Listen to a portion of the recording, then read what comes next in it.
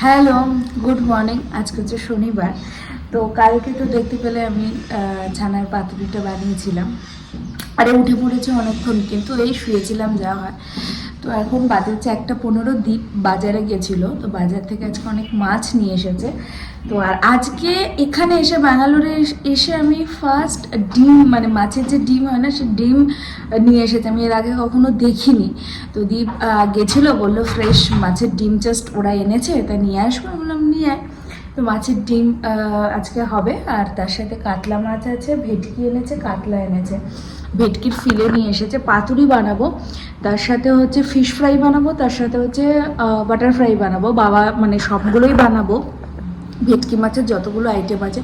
Fish ফিঙ্গারও বানানোর চেষ্টা করব, কারণ বাবা মা আছে, বাবা মাকে কোনোদিন আমি আমার হাতে এগুলো বানিয়ে খাওয়াইনি, তো এগুলো বানাবো। তবে আস্তে আস্তে, আজকে নয়, সরি। তো চলো দেখিয়ে দিই কী কী এনেছে।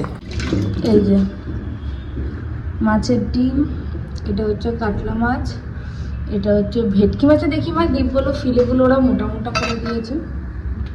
আচ্ছা, এটা থেকে ফিলে বার করো বাবা। এই যে ফিলে, ঠিক আছে, এরকম করে দিয়েছি সব মোটামুটি। এই যে এটা হচ্ছে কাতলা মাছের ওই ছাট, বাকি যেগুলো ছিল সেই, সরি ভেটকি মাছের সেই, তাই না? ভেটকি মাছের ওই সব মাছ যা বাকি ছিল এটা আর কি। তো এইটাই আপাতত মাছ আনা হয়েছে। তো মা এখানে ভাত করেছে, আর এই যে মাছের ডিমের বড়া, আর আমি এখন কালিয়াটা বানালাম, কাতলা কালিয়া। তারপরে এই ভেটকি মাছগুলোকে আমি মাঝখান থেকে একটু কেটে নিয়েছিলাম। আসলে এই যে পিসগুলো দেখতে পাচ্ছ না, এগুলো এক একটার থেকে জানো তো টোটাল 3টে করে পিস হতো, কিন্তু ওরা না কেটে দেয়নি। তো দীপ ভেবেছে আমি কেটে নিতে পারবো, কিন্তু ভেটকি মাছের ফিলে কাটা কি 4টিখানি কথা বলো তো। আমার কাছে অত ধার ছুরিও ছিল না, কিন্তু মা লাস্টে হেল্প করে দিয়েছে। তারপরে আমি পাতি লেবু নিয়েছি, একটা পাতি লেবু, আর তার সাথে অল্প একটু গোলমরিচের গুঁড়ো দিয়ে প্রায় আধ ঘন্টা মতন আগে ম্যারিনেট করে রেখে দিয়েছিলাম। ও তার সাথে না নুনটাও দিয়েছিলাম, দিয়ে ভালো করে ম্যারিনেট করে রেখেছিলাম। দেখো পিসগুলো কত মোটা, আর একটু পাতলা হলে খেতে ভালো লাগে। তো যাই হোক, কী আর করা যাবে, এর থেকে বাড়িতে আর পাতলা করে কাটাটা না সম্ভব হয়নি। তো এইভাবেই বানিয়ে নিয়েছিলাম, যার জন্য আমি ম্যারিনেটটা একটু বেশিক্ষণ করে রেখেছিলাম। তারপর একটা থালার মধ্যে ভালো করে সব মাছগুলোকে মেখে এইভাবে সাজিয়ে নিলাম, তাহলে না বাকি মশলাগুলো মাখতে সুবিধা হবে সেই জন্য। আর এই দিকে দেখো আমি কয়েকটা রসুন নিয়েছি, আর তার সাথে হাফটা মতন পেঁয়াজ নিয়ে ভালো করে পেস্ট করে নিয়েছি। একদমই কিন্তু এখানে আমি জল ব্যবহার করিনি। তারপরে অল্প পরিমাণে পুদিনা পাতা, আর ধনে পাতাটা যতটা পুদিনা পাতা তার ডবল ধনে পাতা নিয়ে একেবারে আবারও পেঁয়াজ রসুন সব কিছু ভালো করে পেস্ট করে নিয়েছি। এই দেখো, এক ফোঁটাও আমি জল ব্যবহার করিনি, কারণ পেঁয়াজের থেকে তো নিজস্ব জল বেরোবে। আর কি বলো তো, জল দিলে না অনেক সময় আমার মনে হয় যে জল ছেড়ে যায়, ওটা ভালো লাগে না, সেই কারণে। তো ভালো করে এই মশলাটা দিয়ে মাখিয়ে নিয়েছি। আর আদা পেস্ট আমি আগেই করে রেখেছিলাম, ওই আমি 1.5 চামচ মতন রসুন বাটা দিয়েছিলাম, 1 চামচ মতন আদা বাটা, আর 1.5টা পেঁয়াজ ব্যাস দিয়ে, আর লঙ্কা দিয়েছি, দিয়ে ভালো করে এদিকে মেখেছি। ওই যে বললাম মা আগের থেকে আদা বাটাটা করে রেখেছিল, তো সেটাই দিয়েছি। দিয়ে আমি প্রায় 5-6 ঘন্টা ম্যারিনেট করেছিলাম ফ্রিজে, কারণ আমার হাতে সময় ছিল, আর মাছটা একটু মোটা ছিল, তো তাই আমি ম্যারিনেটটা একটু বেশিক্ষণই করেছিলাম। করে আমি ওই 5-6 ঘন্টা ফ্রিজে একেবারে রেখে দিয়েছিলাম, তাহলে কি বলো তো মশলাটা একেবারে সেট হয়ে যায়। তোমাদের হাতে সময় না থাকলে তোমরা আধ ঘন্টাতেও করতে পারো। আসলে সম্পূর্ণটাই নির্ভর করে সময়ের ওপর। আমার হাতে সময় থাকার জন্যই এতটা সময় আমি এই মাছগুলোকে ম্যারিনেশনে মাছ ম্যারিনেটটা করতে দিয়ে আমি ভাবলাম কোল্ড কফি করে নিই, বেশ ঠান্ডা ঠান্ডা খেতে কিন্তু ভালোই লাগে, তাই না? এইদিকে আমি দুধটাকে গরম করে নিয়েছিলাম। আর আজকে জানো তো কোল্ড কফিতে একদমই আইসক্রিম পড়েনি। আইসক্রিম ছিল না, আমি মাঝে মাঝে আইসক্রিম ছাড়াও বানাই, তবে আমি ফ্রেশ ক্রিম অনেকটা পরিমাণে দিয়েছি, যেহেতু আইসক্রিম নেই সেই জন্য। আর এইদিকে ভ্যানিলা এসেন্স দিয়েছি, আর এইদিকে কফি তো দিতেই হবে, তার সাথে অবশ্যই চিনিও দিতে হবে। 4 জনের মাপের বানিয়েছিলাম, তবে দীপ খুব একটা তো ভালোবাসে না, তাই ওর জন্য অল্প একটুই করেছি। বাকি আমাদের 3 জনের মতন করেছে, কারণ ও কোল্ড কফিটা একদমই খেতে চায় না। তো এইদিকে আমি সেটাই মেপে মেপে করছিলাম, একবারে না হয়নি, তাই হাফ হাফ করে করেছি। ওই যে দেখো আমি মাপছি যাতে কম না হয়ে যায়, বেশি হলে চলবে কিন্তু কম হলে কিন্তু চলবে না। তো সেটাই মেপে নিয়েছিলাম, 3 গ্লাস একদম হয়ে গেছে, আর একটুখানি করলেই পুরোপুরি হয়ে যাবে। তো আবার সেই একই মাপের দুধ, তার সাথে fresh cream, vanilla essence, coffee, চিনি ভালো করে ফেটিয়ে নিয়ে আমি ফ্রিজে রেখে দিয়েছিলাম। যত চিল্ড হবে খেতে তত যেন তো কোল্ড কফি ভালো লাগে। আমার মায়ের না ভীষণ প্রিয় কোল্ড কফিটা, বিশেষ করে আমার হাতের। তাই ভাবলাম আজকে একটু কোল্ড কফি বানাই, আর বাকি সবাই রেস্ট নিচ্ছিল আর এইদিকে আমি খাবারটা বানিয়ে নিলাম। তারপর সন্ধ্যাবেলায় আমি এইদিকে ভাবলাম একটা ডিপ বানিয়ে নিই, মানে ফিশ বাটার ফ্রাইয়ের সাথে খাওয়ার জন্য।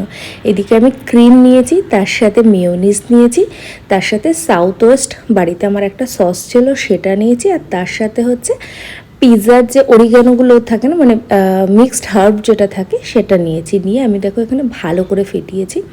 অবশ্য পরে আমার মনে হয়েছে সাউথ ওয়েস্টটা কম হয়ে গেছে, তাই আমি আরেকটু সাউথ ওয়েস্ট দিয়েছিলাম। আসলে যে কোনো ডিপের সাথে না এইসব ফ্রাই খেতে কিন্তু বেশ ভালো লাগে, আমাদের তো ভালো লাগে, তাই ভাবলাম। আর এইদিকে আমি দেখো ব্যাটারটা গুলছি, তার জন্য আমি একদম পরিমাণ মতন ময়দা নিয়ে নিয়েছি।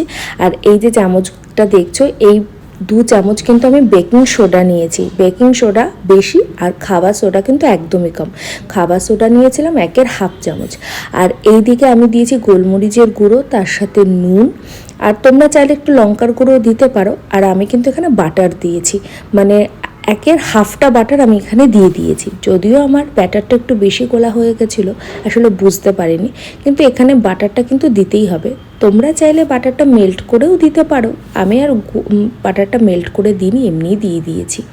আর পুরো ব্যাটারটা কিন্তু আমি বরফে বানিয়েছি, আর তার সাথে একটা ডিমও দিয়েছি। ও আরেকটা কথা, খাবার সোডা কিন্তু একদমই কম দেবে, কারণ খাবার সোডা বেশি পড়ে গেলে কিন্তু ভালো লাগবে না। আমি তাই বেকিং পাউডার যা দিয়েছি, খাবার সোডা তার হাফের হাফ দিয়েছি। আর এদিকে দেখো আমি আগের থেকে বরফটা করে রেখেছিলাম মানে ফ্রিজে, তো সেটা দিয়ে আমি কিন্তু পুরো ব্যাটারটা করব। তো এই বরফটা দিয়ে তো সাথে সাথে সম্ভব হয়নি, কারণ বরফটা গলবে তারপর তো ব্যাটারটা করবো। আর একটু ঠান্ডা জল দিয়েছিলাম, দিয়ে খানিকক্ষণ রেখে দিয়েছি। দেওয়ার পরে দেখো ব্যাটারটা কি সুন্দর হয়েছে, ব্যাটারটা এত স্মুথ হয়েছে। হ্যালো, শনিবার গড়িয়ে আছে। এখন বাজে 7:35, আর সকাল থেকে রান্না বান্নাতে চলছে। দীপ্ত বাজারে গেছিলো, দেখিয়েছিলাম মাছ ফাছ সব নিয়ে এসছে। তো আজকে হচ্ছে ভেটকি মাছ দিয়ে, তখনই মনে হলো যে ফিশ বাটার ফ্রাই বানালে কেমন হয়, কারণ আমরা অনেকবার ওটা ফিশ ফ্রাই খেয়েছি, কিন্তু ওরা ফিশ ফ্রাই খেতে চেয়েছিল। আমি বললাম ঠিক আছে, তখন বললো না তুই যখন বানাচ্ছিস তাহলে আজকে বাটার ফ্রাই বানা, ফিশ ফ্রাইটা অন্যদিন বানাবো। একই প্রসেস, শুধু ওটা কোটিং করতে হবে, এটা কোটিং ছাড়া। তো চলো তোমাদেরকে দেখিয়ে দিই। অলরেডি ম্যারিনেট হয়ে গেছে। আর আজকে হচ্ছে স্পেশাল একটা জিনিস হচ্ছে, এই যে সেটার এখানে ডেকোরেশন চলছে, যেটা মুখে বলবো না, তোমাদের সাথে সেটা শেয়ার করব। তো এইদিকে ফিশটাকে আমি আগেই ম্যারিনেট করে রেখে দিয়েছিলাম। কোল্ড কফি বানানো রেডি, ব্যাটার হয়ে গেছে, এদিকে তেলও গরম হচ্ছে। তোমাদের ব্যাক ক্যামেরায় দেখিয়ে দিই।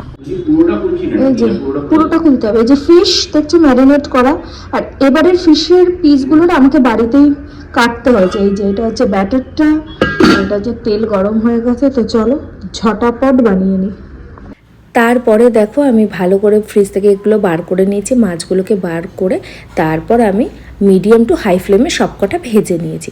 আর বরফ কেন দিয়েছি জানো? বরফ দিলে না খুব ক্রিস্পি হয়, এই ব্যাটারটা খুব ক্রিস্পির জন্যই বরফ দিয়েছি। তোমরা কিন্তু একদমই নর্মাল ওয়াটারে এটা করবে না, আর তোমরা কিন্তু বেসনও ইউজ করবে না, চালের গুঁড়ো ইউজ করবে না মরমরে হওয়ার জন্য, মানে কুড়মুড়ে হওয়ার জন্য। এই যেই প্রসেসে আমি বানিয়েছি সেই প্রসেসে বানালে একেবারে রেস্টুরেন্ট ফিল হয়ে যাবে, মানে এতটাই সুন্দর হবে আর খুব ক্রিস্পি হবে। এই জন্যই কিন্তু আমি বরফটা ইউজ করেছি, বা তোমরা বরফ না থাকলেও কিন্তু ঠান্ডা জল ব্যবহার করতে পারো, কারণ সবসময় তো বরফ সবার বাড়িতে অ্যাভেলেবেল থাকে না, সেই জন্য তোমরা ঠান্ডা জলই ব্যবহার করতে পারো, মানে চিল্ড ওয়াটারটা ব্যবহার করার চেষ্টা করবে। তাতে কি বলো তো, তাতে এই ব্যাটারটা খুব ভালো হবে আর খুব ক্রিস্পি হবে, খেতে না খুব ভালো লাগবে। কারণ এটা যদি একটু ক্রিস্পি না হয় খেতে কিন্তু একদমই ভালো লাগবে না, সেই জন্য। আর আমি বাটারটা একটু দিয়েছি, যেহেতু বাটার ফ্রাই, বাটারটা দিতেই হবে। জানো তো দারুণ হয়েছিল খেতে। কি ভাবছো তো কেন এরকম লাইটটা বন্ধ হয়ে গেল? কারণ আজকে ফাইনালি অনেক দিন ধরে প্ল্যান করা আমাদের আজকে ফাইনালি হচ্ছে, যার জন্য আমি কেনাকাটি করেছিলাম। কথা বাড়াবো না, চলো তোমাদের সাথে শেয়ার করি। তারপর আমি সুন্দর করে দেখো সব টেবিলে ভালো করে সার্ভ করে দিয়েছি। আর জানো তো অনেক দিন ধরেই ক্যান্ডেল লাইট ডিনার করার ইচ্ছা ছিল বাড়িতে, ডিনার তো হয়নি, তাতে কি হয়েছে, আমরা তো স্ন্যাক্স খেতে পারি, তাই না? তো এইভাবে আমার মনে হয় এই ছোট ছোট জিনিসগুলো না ভীষণ ভালো লাগে।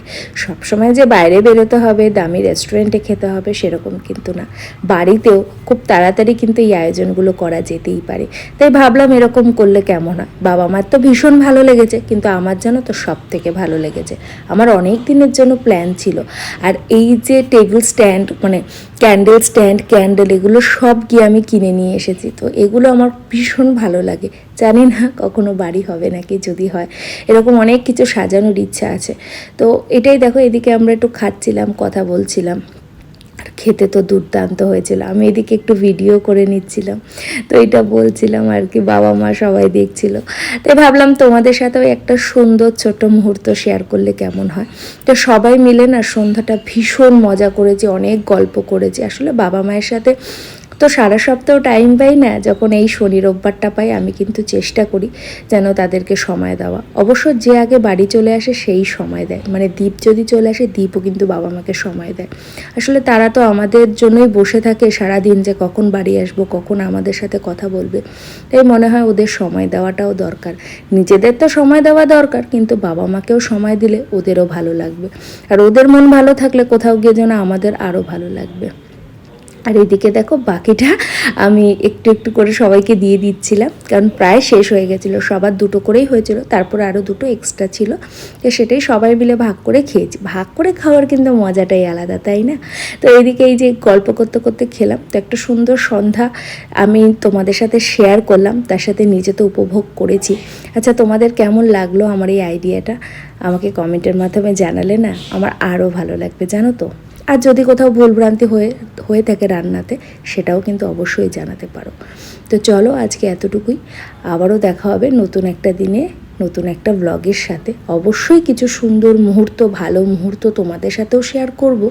আর এখন ভিডিও করার মাধ্যমে জানো তো, আমার গ্যালারিতে সমস্ত ছবিগুলো বা সমস্ত ভিডিওগুলো থেকে যায়। পরে যখন মন খারাপ হয় তখন কিন্তু এগুলো দেখি। বাবা মা তো আর কিছুদিন পরেই চলে যাবে, তখন এগুলো দেখেই মনটাকে ভালো রাখার চেষ্টা করব। তো এটাই আর কি, মানে এই সময়টা চলে গেলে আমি জানি আর আসবে না, এক কথায় আছে, সময় চলে গেলে আর আসে না। সুতরাং যেরকম আছে, যতটুকু আছে, আমি চেষ্টা করি সবাইকে নিয়ে ভালো থাকার আর ভালো রাখার।